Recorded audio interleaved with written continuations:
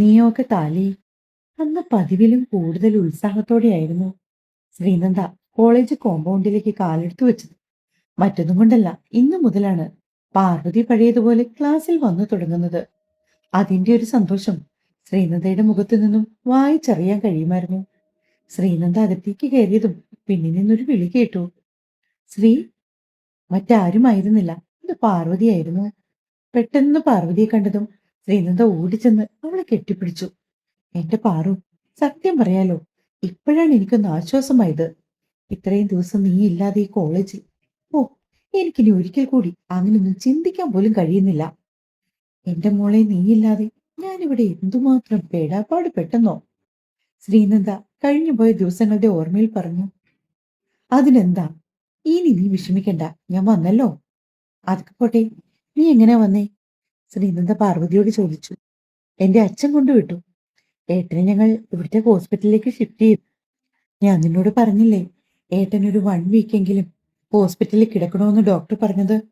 പിന്നെ ബാംഗ്ലൂർ തന്നെ അഡ്മിറ്റ് ചെയ്താല് അത്രയും ദിവസം അച്ഛനും അമ്മയ്ക്കും അവിടെ നിൽക്കാൻ പറ്റില്ലല്ലോ. അവിടുത്തെ ട്രീറ്റ്മെന്റ് മോശമാണ്. അവർക്കിടെ അച്ഛനും അമ്മയ്ക്കും ഇവിടെയും കുറെ കമ്മിറ്റ്മെന്റ് ഒക്കെ ഉള്ളതല്ലേ. അതുകൊണ്ടാണ് ഞങ്ങൾ നാട്ടിലേക്ക് ഷിഫ്റ്റ് ചെയ്തത്. പക്ഷെ ഇപ്പൊ കുഴപ്പമില്ല. അച്ഛനും അമ്മയും വർക്ക് ചെയ്യുന്ന അതേ ഹോസ്പിറ്റലിൽ തന്നെയാണ് ഏട്ടൻ. അതുകൊണ്ട് തന്നെ ഡ്യൂട്ടി ടൈമിൽ അവർക്ക് ഇടയ്ക്കിടയ്ക്ക് പോയി ഏട്ടനെ ഒന്ന് ശ്രദ്ധിക്കാനും കഴിയും.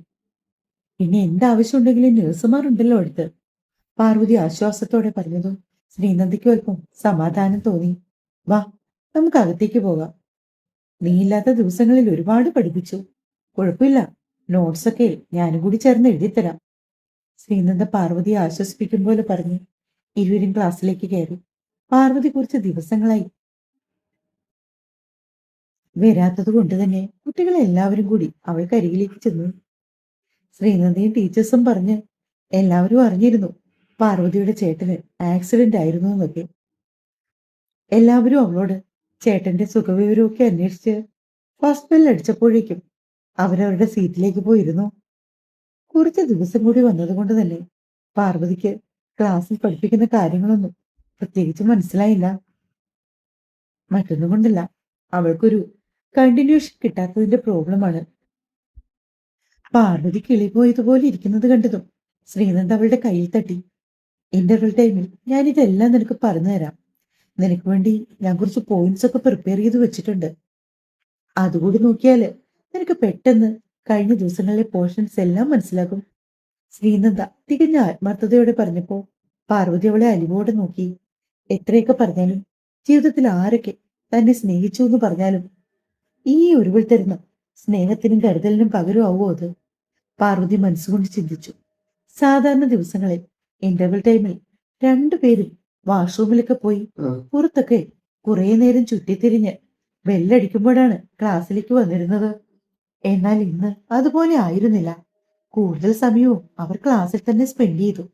ശ്രീനന്ദ പാർവതി വരാതിരുന്ന ദിവസങ്ങളിലെ പോർഷൻസ് എല്ലാം അവൾക്ക് പറഞ്ഞു കൊടുത്തു. കുറെ നേരം അവരിരുവരും നോട്ട്സ് എഴുതി. പാർവതി ഹോസ്പിറ്റലിൽ നിന്ന് നേരെ വന്നതുകൊണ്ട് തന്നെ അവൾ ലഞ്ച് ഒന്നും കരുതിയില്ല. പക്ഷെ ശ്രീനന്ദ ഇന്ന് പാർവതി വരുന്ന കാര്യം ഇന്ദിരയോട് നേരത്തെ പറഞ്ഞു. അതുകൊണ്ട് തന്നെ അവൾക്കും ചേർത്തുള്ള ഭക്ഷണം ഇന്ദിര കൊടുത്തയച്ചു.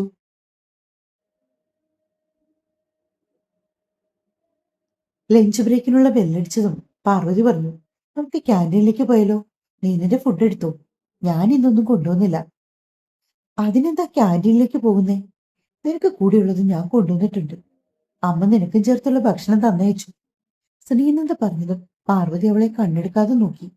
പറയുന്നതോടൊപ്പം ശ്രീനന്ദ ബാഗിൽ നിന്നും 2 പേർക്കും ഭക്ഷണം അടങ്ങിയ പാത്രങ്ങളും ഡെസ്കിലേക്ക് എടുത്തു വെച്ചു. ശേഷം അവരിരുവരും ഒരുമിച്ചിരുന്ന് ആഹാരം കഴിച്ചു.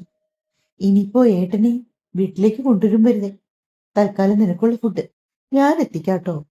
ശ്രീനന്ദ പറഞ്ഞപ്പോ പാർവതി അവളെ സ്നേഹത്തോടെ അത് തടയാൻ ശ്രമിച്ചു. നോക്കു പാറു, മുമ്പ് എത്രയോ തവണ നീ എനിക്ക് ഭക്ഷണം കൊണ്ടുവന്ന് തന്നിട്ടുണ്ട്. അന്നൊക്കെ ഞാനും പറഞ്ഞപ്പോ നീ എന്താ പറഞ്ഞേ? നീ എന്നെ സ്വന്തം കൂടപ്പിറപ്പിനെ പോലെയാണ് കാണുന്നത്. അതുകൊണ്ട് നിനക്കും അതൊന്നും ഒരു ബുദ്ധിമുട്ടല്ലെന്നല്ലേ? എങ്കിൽ ഇപ്പോഴാണ് എനിക്ക് തിരിച്ച് നിനക്ക് അതുപോലെയൊക്കെ ഓരോന്ന് ചെയ്തു തരാൻ സാഹചര്യങ്ങൾ ഒത്തുവന്നത്. അതുകൊണ്ട് ദയവ് ചെയ്ത് നീ തടയരുത്. ശ്രീനന്ദ് പറഞ്ഞപ്പോ പാറു ഒരു ചിരിയോടെ അവളെ ചേർത്ത് പിടിച്ചു. വൈകിട്ട് നീ എങ്ങനെയാ പോകുന്നേ? ആഹാരം കഴിച്ചുകൊണ്ടിരുന്നപ്പോൾ ശ്രീനന്ദ പാർവതിയോട് ചോദിച്ചു. വൈകിട്ട് അച്ഛൻ എന്നെ കൊണ്ടുപോകാൻ വരുമെന്നാ പറഞ്ഞേ. നീ എങ്ങനെ പോകും? ബസ്സിനാണോ അതോ? ചോദിച്ച ചോദ്യം പാതിയെ നിർത്തിക്കൊണ്ട് പാർവതി ശ്രീനന്ദയെ നോക്കി. ഇല്ല, എന്നെ കൂട്ടാൻ വൈകിട്ട് അതിർവേട്ടം വരാന്ന് പറഞ്ഞിട്ടുണ്ട്. അത് പറയുമ്പോൾ ശ്രീനന്ദയുടെ മുഖത്ത് ഒരു നാണമുണ്ടായിരുന്നു. പാർവതി ഇത് കൃത്യമായി ശ്രദ്ധിക്കുകയും ചെയ്തു. പക്ഷെ അവൾ കൂടുതലൊന്നും ചോദിച്ചില്ല. അതേസമയം തന്നെയാണ് ടീച്ചർ ഒരു പേപ്പറുമായി ക്ലാസ്സിലേക്ക് വന്നത്. പെട്ടെന്ന് ടീച്ചറെ കണ്ടപ്പോ അതുവരെ ശബ്ദമുഖരിതമായ ക്ലാസ് റൂം വേഗം നിശബ്ദമായി. അനന്യ, താനൊന്ന് വന്നേ. ക്ലാസ്സിൽ ഒരു ക്ലാസ്സിലെ ഒരു കുട്ടിയായിരുന്നു അനന്യ. ടീച്ചർ അവളെ അവരുടെ അടുത്തേക്ക് വിളിച്ചു. ശേഷം പേപ്പർ അനന്യയുടെ കയ്യിൽ കൊടുത്തു. അനന്യ ഇപ്പോ ബോർഡിൽ എഴുതിയിടാൻ പോകുന്നത് നിങ്ങളുടെ 3rd sem exam time table ആണ്. എല്ലാവരും അത് നോക്കി ക്ലിയർ ആയിട്ട് എഴുതിയെടുക്കണം. എക്സാമിന് ഇനി അധിക ദിവസമില്ല. അതുകൊണ്ട് തന്നെ എല്ലാവരും നന്നായി പഠിച്ചോണം. അത്രയും പറഞ്ഞ് ക്ലാസ് ടീച്ചർ മുറിവിട്ടു പോയതും പാർവതിയും ശ്രീനന്ദിയും ഒരു നെടുവീർപ്പോടെ പരസ്പരം നോക്കി. ഓ, എന്ത് പെട്ടെന്നാ ഒരു സെമസ്റ്ററും കൂടി കഴിയാൻ പോകുന്നതല്ലേ? പാർവതി ആലോചനയോടെ ശ്രീനന്ദിയോട് ചോദിച്ചു. പിന്നീട് ടൈം ടേബിൾ അതേപടി അവൾ ബുക്കിലേക്ക് പകർത്തി എഴുതി.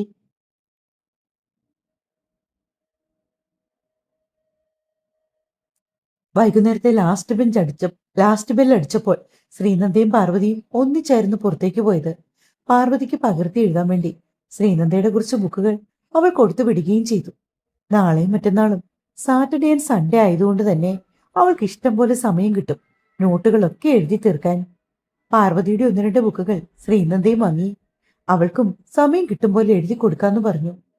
ആദ്യം വന്നത് പാർവതിയുടെ അച്ഛനാണ്. ശ്രീനന്ദയോട് യാത്ര പറഞ്ഞുകൊണ്ട് പാർവതി വണ്ടിയിൽ കയറിപ്പോയതും ശ്രീനന്ദ കോളേജിന്റെ ഫ്രണ്ടിൽ തന്നെ നിന്നു. അല്പനേരം കൂടി കഴിഞ്ഞ ശേഷമാണ് അഥർവിന്റെ കാർ അവിടേക്ക് വന്നത്. അഥർവിനെ കണ്ടതും ശ്രീനന്ദ ഓടി അവിടേക്ക് ചെന്ന് ഡോർ തുറന്ന് സീറ്റിലേക്ക് കയറിയിരുന്നു. താൻ ഒരുപാട് നേരമായോ ഇവിടെ വെയിറ്റ് ചെയ്യാൻ തുടങ്ങിയിട്ട്? അഥർവ് അവളോട് ചോദിച്ചു. ഇല്ല, കുറച്ചു സമയമായുള്ളൂ. കുറച്ചു മുമ്പ് വരെ പാർവതി ഉണ്ടായിരുന്നു. ഇപ്പോഴാ അവളുടെ പപ്പ വന്ന് അവളെ കൊണ്ടുപോയത്. ആണോ? അതെ. ഏട്ടാ, എന്റെ 3rd സെമ്മിന്റെ എക്സാം ടൈം ടേബിൾ കിട്ടി. ആഹാ, എന്നു മുതലാണ് എക്സാം തുടങ്ങുന്നത്? ഇനി 2 മാസം ഉണ്ട്.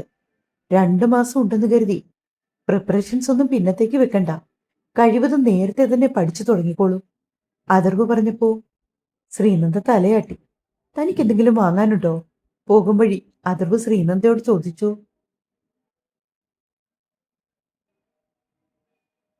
ഇല്ല ഏട്ടാ, ഒന്നും വാങ്ങാനില്ല.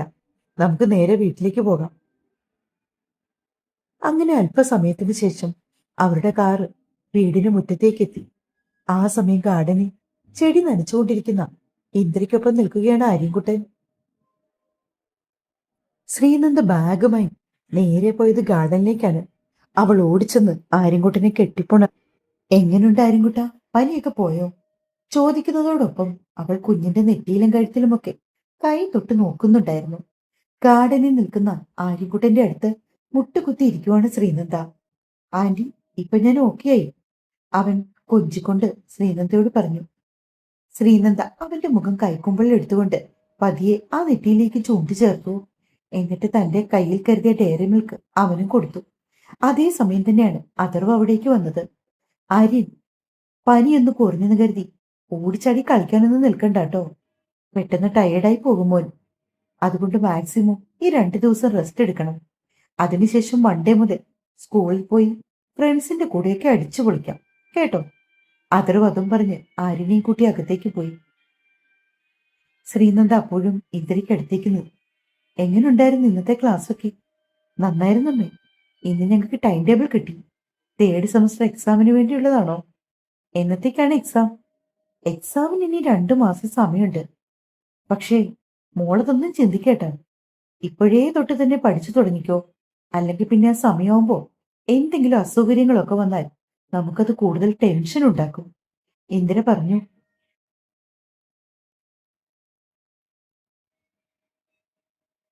ശ്രീനന്ദയും അത് ശരിയാണെന്ന മട്ടിൽ ആലോചനയോടെ തലകുലുക്കി.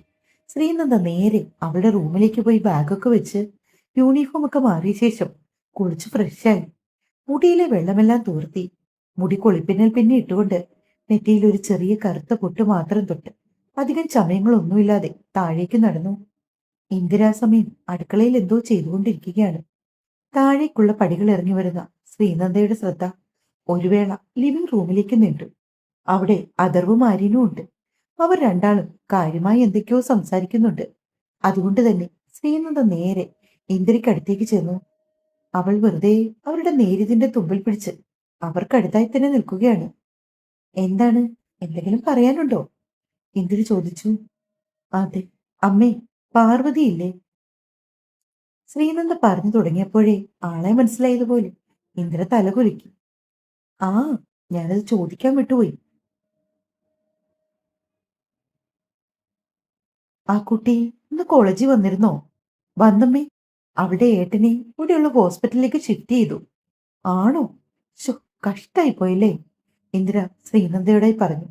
അതെ അമ്മേ, എനിക്ക് അവളുടെ ഏട്ടനെ ഹോസ്പിറ്റലിൽ ഒന്ന് പോയി കാണണമെന്നുണ്ട്.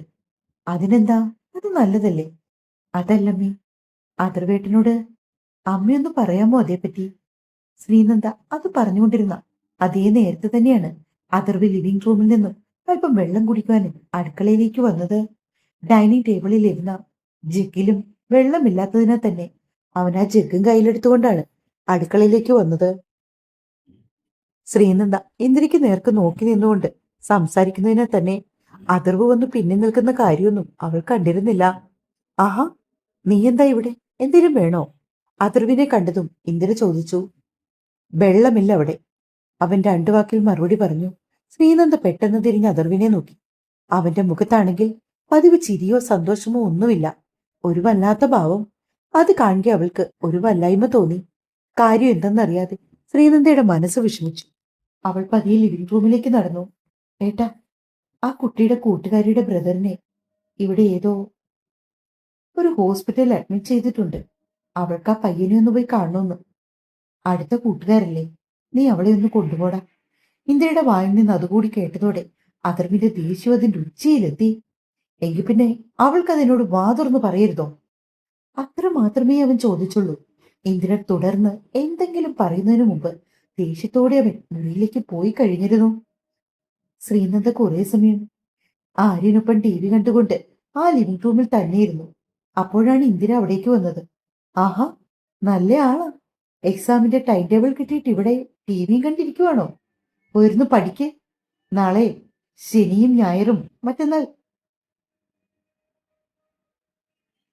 നാളെ ശനിയും മറ്റന്നാൾ ഞായറും ആണെന്ന് കരുതി പഠിത്തത്തിലൊന്നും ഉഴപ്പണ്ട. എന്നത്തെയും പോലെ അങ്ങ് പോയിരുന്നു പഠിച്ചാ മതി. ചെല്ല്, മുകളിലേക്ക് കയറിപ്പോ. ആഹാരം കഴിക്കാൻ നേരം ഞാൻ വിളിക്കാം, അപ്പോ വന്നാ മതി. ഇന്ദിര നിർബന്ധപൂർവം ശ്രീനന്ദയെ മുകളിലേക്ക് പറഞ്ഞു വിട്ടു. ശ്രീനന്ദ മുകളിലേക്ക് കയറുമ്പോൾ അഥർവിന്റെ റൂം തുറന്നു കിടക്കുന്നത് കണ്ട് അവൾ നേരെ അവിടേക്ക് ചെന്നു.